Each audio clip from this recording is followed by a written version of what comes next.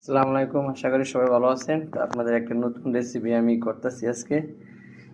লোনা ইলিশ আঙ্গুর ফলের পাতা দিয়ে, ঠিক আছে। আমাদের সাথে লাউ পাতা দিয়ে মিষ্টি কুমড়া পাতাতে করে, এখানে তো আর লাউ পাতা মিষ্টি কুমড়া নেই, লোনা গ্রেপ নেবেন। নোনা ইলিশ, ঠিক আছে। তিনটে নোনা ইলিশ নিয়েছি।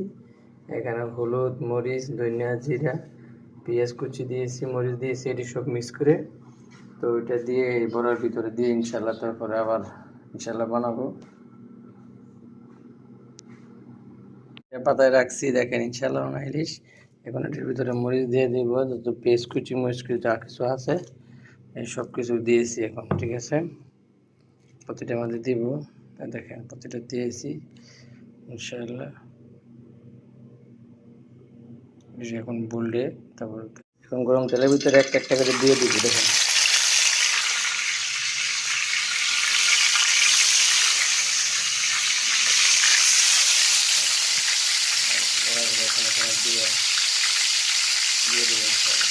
মোটামুটি ফ্রাই হয়ে গেছে ইনশাল্লাহ, দেখেন। কিছুক্ষণের মধ্যে নামাই দেবো এটা ইনশাল্লাহ। আঙ্গুর ফলের পাতা দিয়ে নোনা ইলিশ সবার জন্য দাওয়াত ইনশাল্লাহ। আসেন।